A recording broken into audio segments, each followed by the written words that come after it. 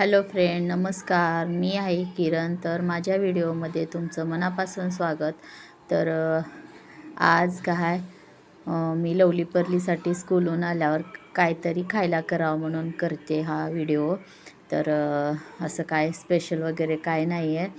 तर बघा पुढे काय बनवणार आहे मी, काय नाही. तर पिहू काय बसल्या माझ्यासोबत आणि परली तिकडं आहे, टी व्ही बघते. आणि परली काय 1:30 वाजता येते स्कूलहून आणि लवली काय 3 वाजता येते. तर आता 3 वाजत आलेले आहेत. तर लवली येईल आता थोड्या वेळाने. तर मी इथं काय तेल संपलं होतं, तेलाची कॅटली सकाळीच घासून ठेवली होती.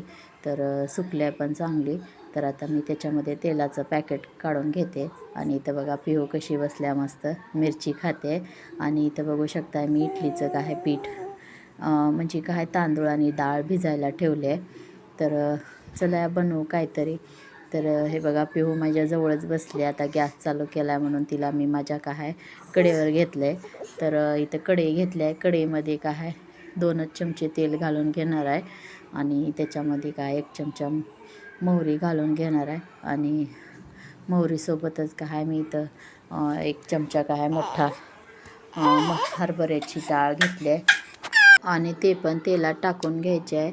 आणि ह्याच्यासोबतच मी काय 1 चमचा काय उडीद डाळ घेतली. आणि त्याच्यासोबतच कढीपत्ता घालायचा आपल्याला. आणि इथं थोडेसे उगी शेंगदाणे घेतल्या, तर म्हणजे एखादे 2 चमचे असतील, थोडेच घातलं मी. आणि ते पण घालून घ्यायचे आपल्याला. आणि एकसाथ हे काय सगळं असं चांगलं आपल्याला भाजून घ्यायचं आहे तेलामध्ये. आणि चांगलं भाजलं पाहिजे, खरपूस रंग येईपर्यंत भाजायचं त्याला. आणि त्याच्यामध्ये मी आता एक मोठा चिरलेला कांदा घालून घेते. आणि कांद्याला पण काय आपल्याला थोडंसंच उगी काय लाल होऊ द्यायचं आहे, जास्त नाही. तर आता हे कांदा पण हे होतं आहे, तर मी लगेच काय ह्याच्यामध्ये मिरच्या पण टाकून घेते. आणि पिहू बघा जरा पण खाली बसत नाही आहे. आणि खाली सोडलं की माझ्या पायाला येऊन झुमकाळते. मग त्याच्यापेक्षा असं घेऊन केलेलं बरं. ते सारखी सारखी पायात येते, मग कधी काय इकडं इकडं होत्या वेळेस लात लागते. मग अशात आणि परत रडते ती. मग काय असं घेऊन केलेलं बरं म्हणून काय मी अशीच करते स्वयंपाक कधी पण. तर आता मिरची पण टाकून घेतल्या आहे. आणि ह्याच्यामध्ये काय मीठ घालून घ्यायचं. आणि जेव्हा जर मिरच्या आपण खाल्लं तर काय एवढं छान टेस्ट येते ना मिरच्याचं मीठ आता घातल्यामुळे. तर काय असं घालून चांगलं मिक्स करून घ्यायचं. आणि आता ह्याच्यामध्ये काय पाणी घालून घ्यायचं. मी तर काय 2.5 गिलास पाणी घालते. आणि काय मी काय इथं उपीट बनवते. तर रवा मी अगोदरच काय बारीक गॅस ठेवून काय चांगला असं लाल होईपर्यंत भाजला आहे.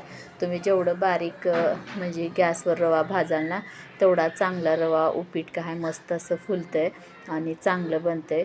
आणि इथं बघा पाणी घालून घेतल्यावर आता पाण्याला येते उकळी. आणि तर काय ह्याच्यामध्ये रवा टाकून घ्यायचं.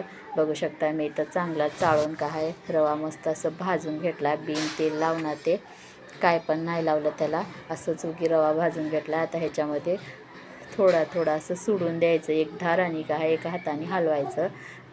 माझ्या ह्या व्हिडिओत हात आला आहे, तुम्हाला दिसत नसेल. मला कळलंच नाही की असं होईल म्हणायचं.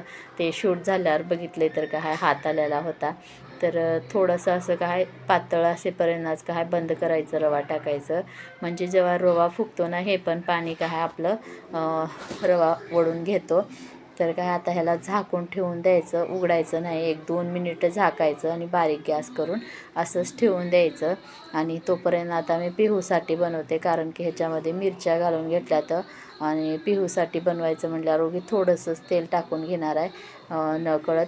तर ह्याच्यामध्ये एक छोटं पातेलं घेतलं आहे.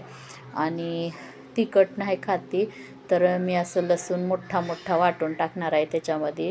चव पण छान येते. आणि लसूण जर फोडणी आपण छान असं खमंग दिली तर काय लसणाचं टेस्ट पण छान येते त्याच्यामध्ये.